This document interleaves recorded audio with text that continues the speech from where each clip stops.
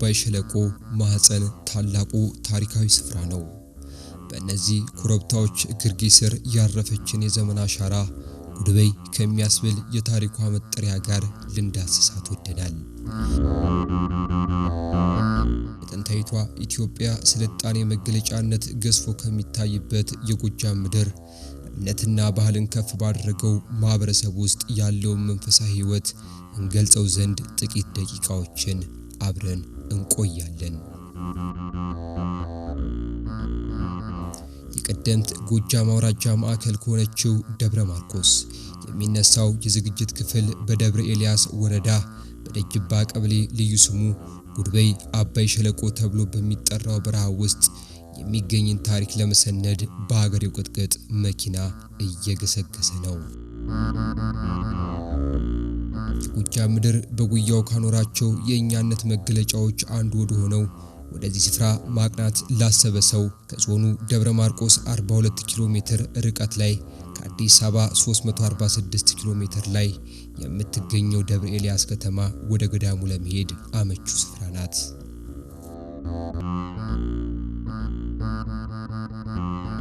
አይን ውበትን ከነሙሉ ክብሩ ያደነቀ በሚጓዝበት መልክዓ ምድር የመኪና ጉዞ አጠናቀን የእግር መንገዱን ተይዘናል። አባቶች የደከመን የሚያበረቱ ቃላቶችን ከአፋቸው ሳይለዩ መንገዱን እየመሩ ነው። አንደርድሮ ከተራራ የሚያላትመውን የአባይ ሸለቆ ቁልቁለት በደጋው ስነ ምህዳር ላይ ቆሞ ቢመለከቱት የከተማን ህይወት ለለመደ የሚዘለቅ ባይመስልም ስፍራው ግን ልዩ ብርታትን ይለግሳል። የመንገዱን ባህር የሚያውቁት መነኮሳት ለእጅ የሚከብድ ስስት የሌለበት ሲታይ ገና ሆድን የሚሞላ ዳቦ እንድንመገብ አደረጉን። ያለነው ጎጃም መሆኑን አትዘንጉ። እንኳን ሰው ምሩም ሰጭ ነው።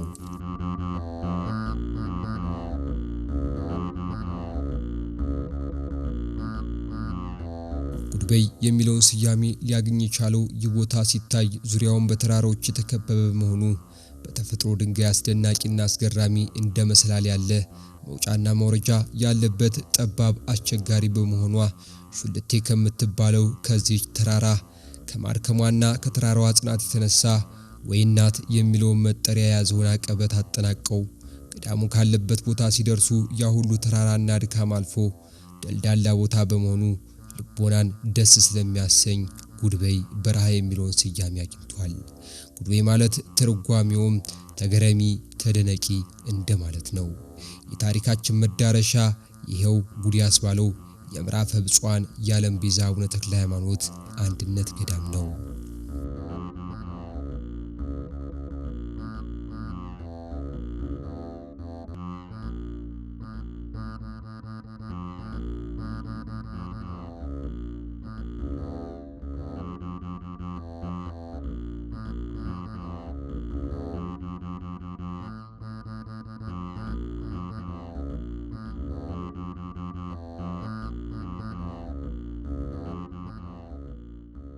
የገዳሙ ስም ምዕራፈ ብፁዓን የዓለም ቤዛ አቡነ ተክለ ሃይማኖት አንድነት ገዳም ይባላል።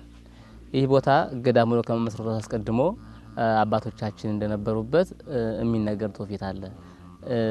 ትንቢት እንደተነገሩበት አንቺ በረሃ ከነዛው መካከል አባ ክንፈ ገብርኤል የሚባሉ በደብረ ሊባኖስ 40 ዓመት ዘግተው የነበሩ በኋላ ግን ከመንኩስና ህይወት ይልቅ ብህትውናን መርጠው እዚህ ገዳም ላይ ለብዙ ዓመታት ማሳለፉበትና ትንቢት እንደተነገረበት በአበው አንደበት ይነገራል። ከዚህ በኋላ ግን ከ1993 ዓመተ ምህረት ጀምሮ ደግሞ ኤታ ገብረ ስላሴ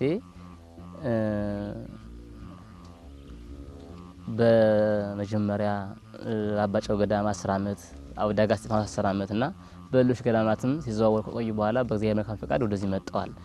እሳቸው እዚህ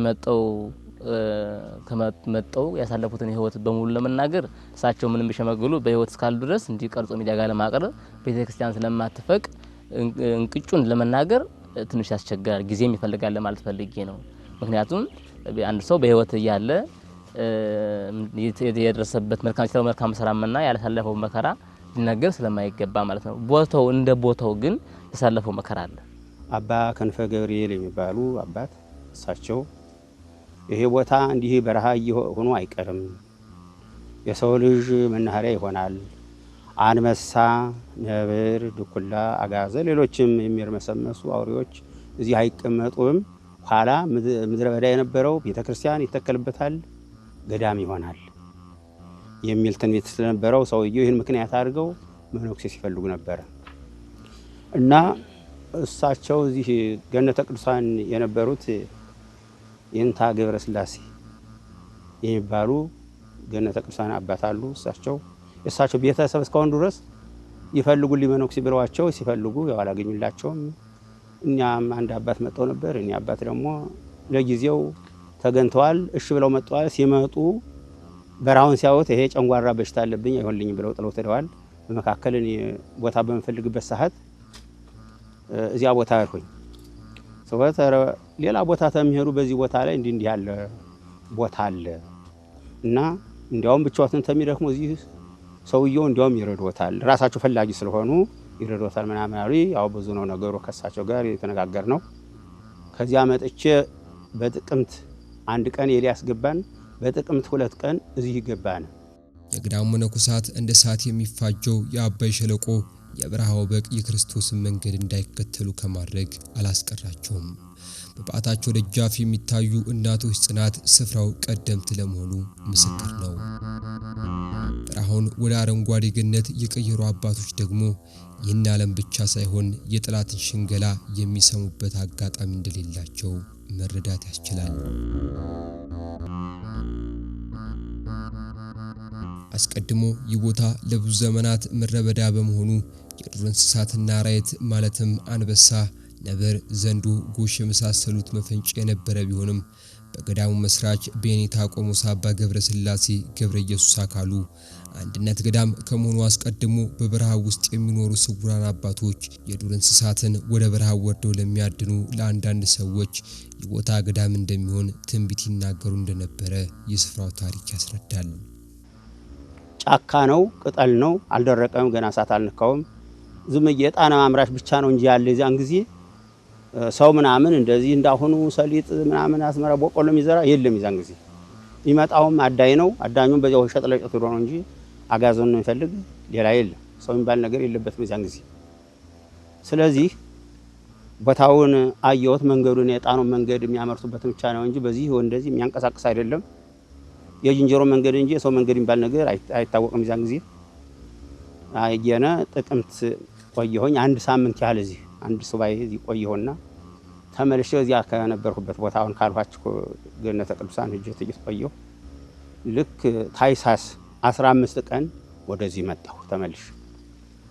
ደርቆ አገኘ ነው ከሰውየው ጋር ደን ከታች መገናኛው ጠሸትና አጎት መገናኛ እሳት ሲለቁበት ሰውየው ሙልጭ አርጎ እዚያ እስከመጣችሁበት እስከ በረሃው ድረስ ላይ እስካፋው ድረስ አት ሙልጭ አርጎ በላው።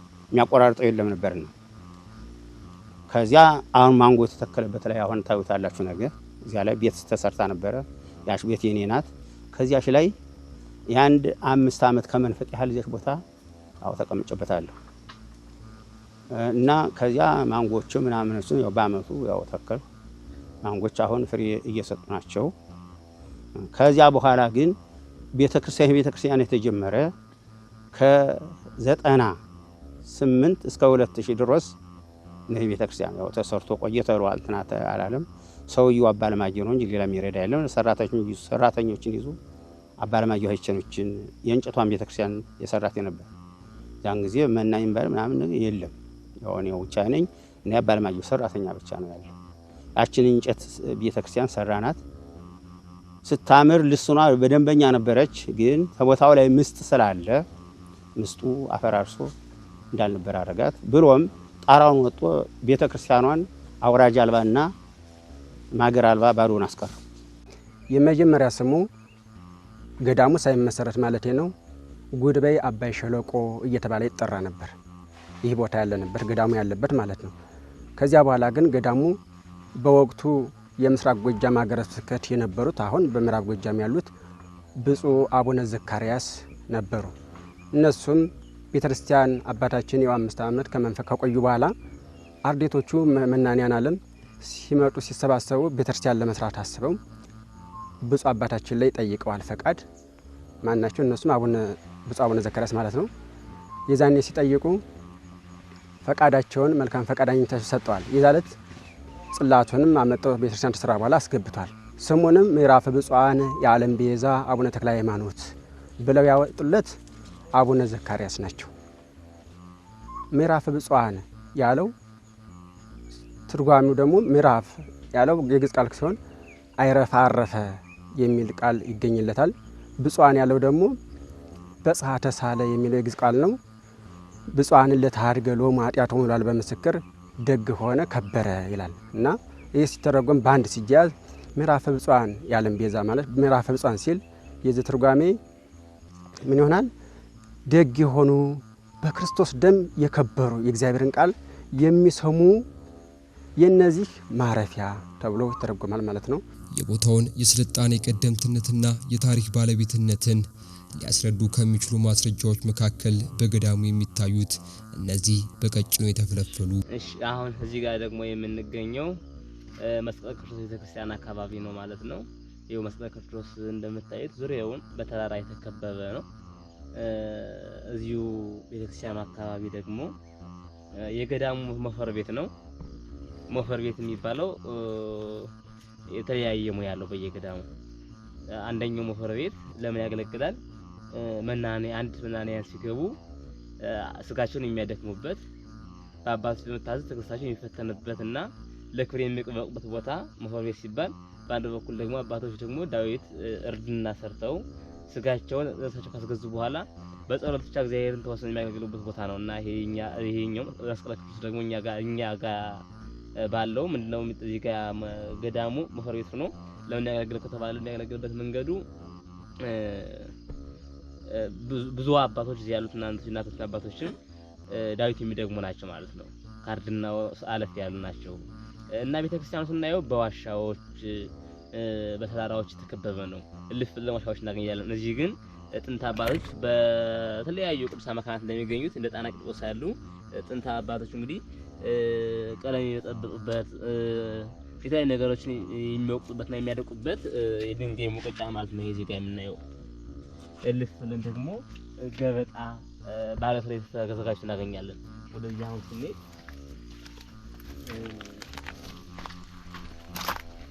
እዚህ ድንጋይ ላይ እንደምናየው ገበጣ ተዘጋጅቶ እናገኛለን። እዚህ ጋር የገበጣ ነው ማለት ነው።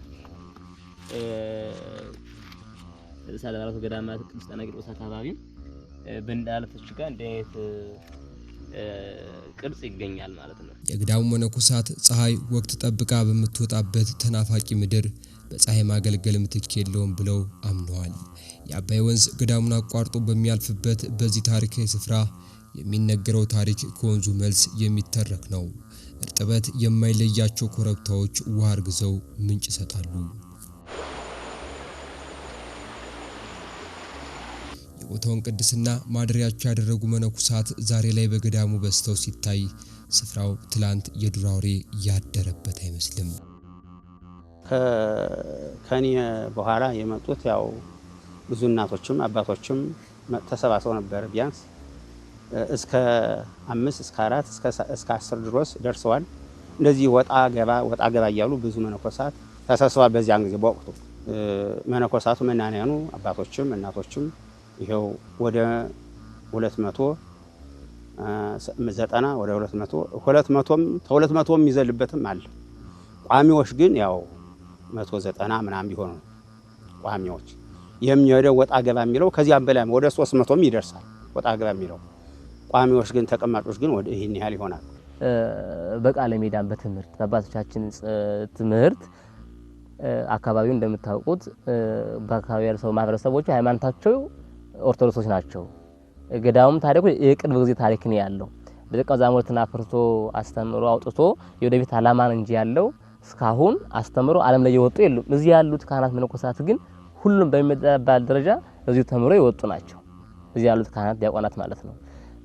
ነገር ግን ከዚህ ባሻገር ደግሞ ካለማውያን ሃይማኖት ውስጥ ኑረው በተለያየ በሱስ ባገነዛዘብ በስራጦስ ምክንያት የሚባዙኑ ወጣቶች አሉ።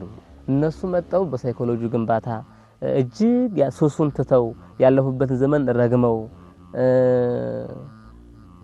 በጣም ነውር እንደሆነ ተረድተው ደግመን እንዴት ግን ዙረን ስናስበው እኮ እጅግ አፈርንበት እስከማለት ደርሰው ባለፈ ስራቸው ተጸጽተው የሚመለሱ ወጣቶችም ደግሞ እጅግ በርካታዎቹ ናቸው። ይሄ ነገር ወደፊት የሚቀጥል ነው። ገዳሙ የሚያደርገው አንዱ አስተዋጽኦ ከጸበሉ ባሻገር ጸበሉ እግዚአብሔር ይፈውሳል፣ በጸበሉ አገር ይፈውሳል የታወቀ ነው። ነገር ግን ደግሞ አባቶቻችን መክረው አስተምረው የሚመልሳቸው ስራዎች አሉ። የምዕራፈ ብፁዓን የዓለም ቤዛ አቡነ ተክለ ሃይማኖት አንድነት ገዳም እንደ ሌሎቹ ጥንታዊ አብያተ ክርስቲያናት ታሪካዊነትን ሊያስረዱ የሚችሉ የስልጣኔ ማስረጃዎች ቢኖሩትም አብረው ቀሪዎቹን ዘመናት ግን መዝለቅ አልቻሉም። ግንቦት ወር 2008 ዓመተ ምህረት በተነሳ ድንገተኛ የእሳት አደጋ ዘመናትን የተሻገሩ ቅርሶች ለነበርነት ሳይበቁ የእሳት እንዳበልቷቸው ከጥቅም ውጭ ሆነዋል። ገዳሙ የገጠመው ችግር ገዳሙ በእሳት ተቃጥሏል፣ ችግር ገጥሞታል። ብዙ ንብረቶች ወድመዋል። ከቅርሶች ከመንፈሳዊ ቅርሶች ቀጥሎ እኛ የምንጠቀምባቸው ብንትኖች ምግቦች ወደ 70 ምናምን ኩንታል ያህል እህልም አብሮ ተቃጥሏል። ገዳሙ በዚህ ሰዓት አደጋ አግኝቶታል። እንዲያውም የምንለብሰውን የራሱ ልብሳችን ስራ እንደወጣንበት ነው ግንቦት 8 ቀን በ2008 የተቃጠለ እና ያው እንግዲህ እኔ ራሴ ስራ ወጥቼ እንግዲህ ዋጋ ልማት ነበረን እዚያ የደንሳለው ተቃጥሎ እየተራጥ ብንመጣ ባዶ ሆኖ ያገኘ ነው። በአሁኑ ሰዓት ነው የተቃጠለ። የተረዳን በአሁኑ ሰዓት ነው። ምዳቁቶችን ያደረን ዛን ጊዜ መጻሕፍቶቹ የለምናንያኑ ቀለብ እቃ ቤቱ በሙሉ ቤተክርስቲያኑ ብቻ እንደቀራ እቃ ቤቱ በሙሉ እሳት ተቃጥሎበታል። ያኔ ብዙ ነገር ወድሞበታል። ያኔ እንደውም የሚገርማቸው ከብዙ በላይ መካታለው መከራ በላይ ፈታ እስከማለት እንደርሰው ነበር። ምክንያቱም መናንያኑ የሰራለ ሰዎች እንደወጡ ብቻ ነበር ገዳሙ ላይ እሳት የተነሳው። የዛን ጊዜ እነዚያ መጻሕፍቶች አልተተኩም፣ ዛሬም እየተተኩ አይደሉም። ምናልባት ዝርዝራቸውን አሁን በዝርዝር ማቅረብ ይችላል እንጂ በካሜራ ማንሳት እንችላለን። ብዙ አይነት ግማሽ እራሪያቸው አለ ተቃጥለው ግማሹ ተረፈው ማለት ነው። እና የዛን ጊዜ እጅግ ፈተና ደርሶበት ነበር። በእግዚአብሔር ቸርነት ግን ዛሬ ያን ተራምዶ ደግሞ በእግዚአብሔር መልካም ፈቃድ ዛሬ እስካለበት ደርሷል። ነገር ግን ዛሬም እየኖረ ገዳሙ የሚያስቀጥል አይነት ደረጃ አይደለም ያለው። የሚያርሰው እንደነገርኳችሁ ሩቅ ነው ያያችኋል። የሚያርሰው በአህያ ነው። አህያዎቹ ደግሞ በረሃ ስለሆነ በጣም ከዘገዩ የሚቆዩ 3 ወር ነው። አንድ አህያ ግንቦት ወር ላይ ራስን ጀምር ግንቦት ወር ላይ አንድ አህያ 30 ሺህ ብር እንገዛለን። ግንቦት፣ ሰኔ፣ ሐምሌ አካባቢ ሲያልቅ አካባቢ ይሞታል። ጤፍ የሚዘራው ከሐምሌ ግማሽ በኋላ ነው። ማሾ የሚዘራው ከዛ በኋላ ነው። ብዙ አይነት ሰብሎች ደግሞ የሚዘሩት ከሐምሌ ግማሽ በኋላ ነው። ስለዚህ ግማሹን ከቻልን እንገዛበታለን። የተረፈ ብር ካለን እንገዛበታለን መልሰን ማለት ነው። በአመት ከ50 እስከ 60 አህያ እንገዛለን። በ30 ሺህ ብር ስናበዘው ሌላ ነው የሚሆነው። ይሄ በራሱ የገዳሙ አንድ ተግዳሮት ያሳለፈው ተግዳሮት ነው። የኋላ ታሪካቸውን ለዛሬው ትውልድ የሚነግሩበት ልሳን ቢያጡም ባለፈ ነገር ቁዘማ መርጠው መቀመጥ ያልፈለጉት የገዳሙ መነኮሳት ዛሬ ላይ አዲስ ታሪክ እየጻፉ ነው። በልማት የበረሃው ምድር አረንጓዴ ሸማኔ ያለበሰው የገዳሙ የመዝሙር ፍሬው ጎምርቷል።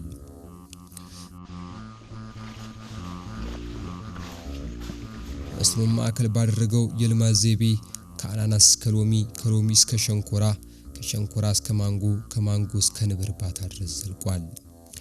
የሁሉ ልማት ሰርቶ ማደርን የዕለት ከዕለት ተግባራቸው ባደረጉ መነኮሳት ጥረት የመጣ ቢሆንም ምቹ የገበያ ምህዳር መፈጠር ባለመቻሉ አብዛኛው ምርቶች ከገዳሙ ርቀው ለማህበረሰቡ እንዳይደርሱ የሚያደርጉ በርካታ ችግሮች ተፈጥረዋል።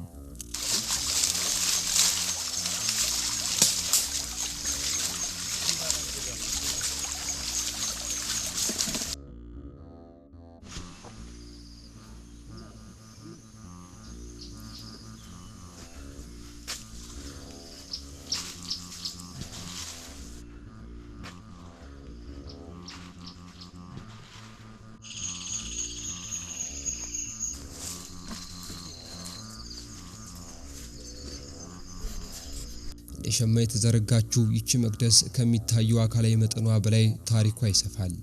የሰው ልጅ ከተፈጥሮ ጋር ታርቆ የሚኖርበት የዚህ ታሪካዊ ስፍራ የኋላ ማንነትን ሊገልጹ የሚችል አዲስ ህንጻ ቤተክርስቲያንና ገዳሙን ሊያሳድጉ የሚችሉ እቅዶች በጥንቃቄ እየተተገበሩ ይገኛል። ገዳሙ ላይ የሚከናወኑ የልማት ስራዎች ብዙዎቹ በግብርና ስራ የተኮሩ ናቸው።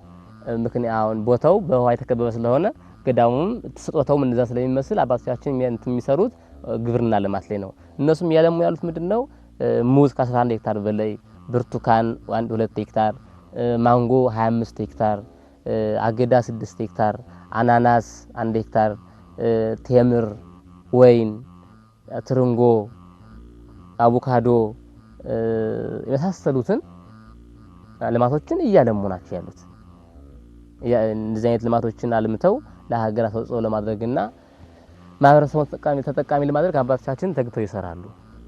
ወደፊት ሊሰራሉ ተብሎ የታሰቡት ያለውን ይህን ልማት በሰፊው በዘመናዊ ነገር ገዳሙ ይህን ያለውን አትክልት ለህዝቡ ተደራሽ ሚሆን ነገር እንዲሆን ነው የሚፈልገው። ምንድነው እሱ አሁን አያችሁት መንገድም ሆነ የሚወጣበት የአትክልቱ ደርሶ በወቅቱ መቅረት ነው እንጂ ለህዝቡ ተደራሽ እየሆነ አይደለም።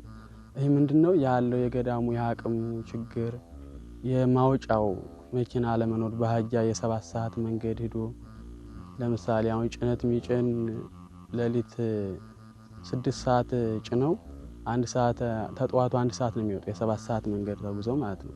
ይሄን ተጉዘው አህዮች አይመለሱ አብዛኞቹ ማለት ነው። ቢመለሱም ራሱ የመቆየታቸው ብዙም አይደለም፣ ወደ ይሞታሉ።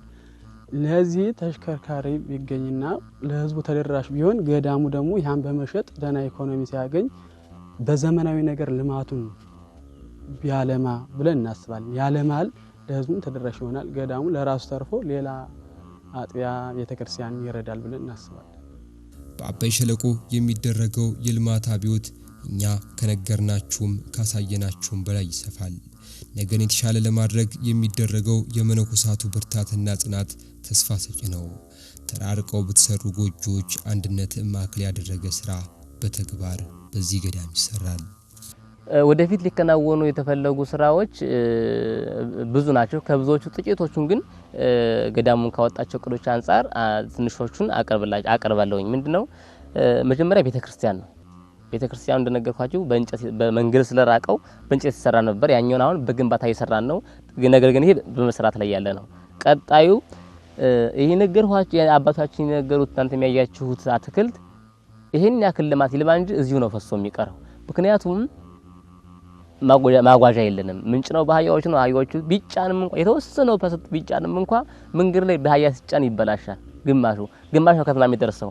እንኳንስ በሰብሉ ጋር ያለው ሊነሳ ይቅርና የሚሄደው እንኳን ግማሹ ስለሚበላሽ ማጓጓዣ የሚሆን መኪና የመግዛት ዓላማ አለ። ወደፊት ገዳሙ የአህዮቹ ወጪ ሊቀንስ የሚችል አህዮቹ በውድ ብዙ ወጪ ከማውጣታቸው በላይ ገዳሙን ልማቱን እያደናቀፉት ነው። ምክንያቱም ገዳሙ በሚፈልገው ልክ ሊያርስ አይችልም አህያ ስለሆነ። ስለዚህ ገዳሙ በሚፈልገው ልማት ለማልማት ትራክተር ያስፈልገዋል።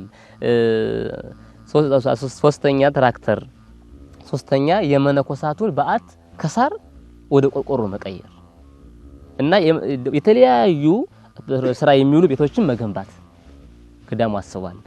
አምስተኛ የገዳሙ መሬት ከ80% በላይ ቢሆንም ገዳሙ እያለማ የሚገኘው በባህላዊ መንገድ ስለሆነ በዘመናዊ መንገድ ተጠልፎ የገዳሙን መሬት ሙሉ ለሙሉ እንዲለማ ለማድረግ ታስቧል። ይሄ ምንድነው ውሃዎቹ የሚጠለፉበትን መንገድ ከቁፋሮ ይልቅ በሲሚንቶ እንዲሆን ማድረግ። ለምሳሌ ከግንቦት እስከ መስከረም 25 ባለው ይሄ አባቶች የጠለፉት መንገድ ውሃ ቦይ ከግማሽ በላይ የሚሆነውን ቀን ዝናብ ይንለዋል እየመለሰ ማለት ነው። ስለዚህ እያለ የተተከለው አትክልት እስከ ማድረቅ ይደርስ ነው ይሄ ነገር በሲሚንቶ ካልተያዘ ማለት ነው። ስለዚህ ይሄንን እነዚህ ውሃዎች የሚጠለፉበትን መንገድ የውሃ ካናል አዘጋጅቶ ውሃዎቹ በዘመናዊ መንገድ እንዲመጡ ማድረግ ታስቧል። ሌላው ደግሞ ጸበሎቹ ብዙ አይነት ፈውስ እየሰጡ ነው ያሉት። የጸበልን ፈውስ ማብራራት የማይጠበቅብኝም። እነዚህ ጸበሎች ግን ለምሳሌ ሁሉም በሚባል ደረጃ የሚወጡት ከአለት ላይ ነው፣ ከዘንባባ ላይ ነው። እንግዲያስ ይሄ ተዚያ እንግዲህ እንደመጣን እቺን አሮጌዋ ቤተክርስቲያን የፈረሰችቱን ቤተክርስቲያን ሰርተናል እና እቺ ቤተክርስቲያን በትንሽ የምትሆን በጥሩ ሁኔታ ተሰርታ ነበረ። ግን ከቦታው ላይ ምስጥ ስላለ ምስጥ እንዳልሆነ አረጋት ተሆነ ምጣራው ላይ ወጥቶ ቆርቆሮ ብቻ ሲቀር ምልያውም ስሉንም ምናምን አጥቶ ደምሶ በልቶታል። ስለዚህ ይሄ በመሆኑ ይህንን ቤተክርስቲያን ይህንን አሁን ያያችሁትን ይህን ህንጻውን ሳይሆን አሁን የቆመውን አዲስ የእንጨት ቤተክርስቲያን አይታችሁታል፣ ሰርተነዋል። ከሰራነው በኋላ መቼም የሰው ሐሳብ እየተለዋወጠ ምን ከዚህ ሁሉ በሲሚንቶ ብታረጉት አይሻልም ወይ የሚል ሐሳብ ስለመጣ እሺ በሲሚንቶ እናርገው ብለን እንደምታዩት ሲሚንቶ መጥቶ እዚህ ላይ ተቀምጧል። አይ በሲሚንቶ ልንሰራ ስንል እንጨቱን ለመንቀል እንጨቱ ደግሞ ተውሽጥ አገባቡ 1 ሜትር ስለሆነ መንቀል ስላቃተን አይ ዘርተዚህ ሁሉ መልሰን ወደ ባዶ ቦታ ላይ መስራት አለብን እንጂ ገና ይሄንን ስንነቅል ጊዜ ይፈጅብናል አለ። ወቅቱ ምን ደንበር የዛን ጊዜ የዘር ወቅት ነበርና ጊዜ ወስድብና ብለን ወደዚህ አረግን። ህንጻውን ባለበት ላይ ህንጻውን ጀመርን። ህንጻውን ስንጀምር ደግሞ በፍራት ነው የጀመርነው። በጣም በፍራት ነው። አረ ይሁላ እንዲያውም በዛ እያልን ስለሳች እየተንጫጫነ አረ በዛ ልኬታው ምናምን እስከ 20 እስከ 25 ምናምን ሜትር ደመረ የተጀመረው በምን አቆም ነው? በ18 አቆም ነው። በ18 አቁመን በዚያ ላይ ጀመር ነው። ይሄው ቅድስና መቅደሱ እንዳያችሁት አሁን ስናየው ጥቂት አንዳንድ ሰዎች ገደፋ ሲያረጉ እንጨምርበት የሚል ሐሳብ መጣ። እንግዲህ መቼም ቤተክርስቲያን የሚሰራ እንደምታውቁት ቅድስና መቅደስ ቀኔ ማይለት ነበር። ግን ከችግሩ የተነሳ ምን አረግ ነው? አጥበን እንደምታዩት ዚላ አረግ ነው። መቅደሱን ቅድስቱን አሰፋ ነው። በዚህ ሆኖ የሚቀርብልን በዚህ የሚርስልና እንደዚህ ስንጀምረው መቅደስቱ ሰፋ እንትን ቀኔ ማይለቱ ቀረ ማለት ነው። ለምን ይሄን ያረግንበት ቢባል ያው ተችግራችን አንሳን ወጭና እንትን ስለሌለን አቅማችን ደካማ ስለሆነ እዚህ ላይ እንዲሆን ተገደናል። እዚህ ደረጃ ደርሷል። አሁን እኛ የምንፈልገው ምእመናን ሁሉ ይህንን ችግሩን አይተው እንትን ይሉልን ያው ጥቂት ያላለቀች ነገር እስካላለች ድረስ በስተኋላው ያቺ እንዲጨርሱልን ነው ለምእመናኑ እናስተላልፍ።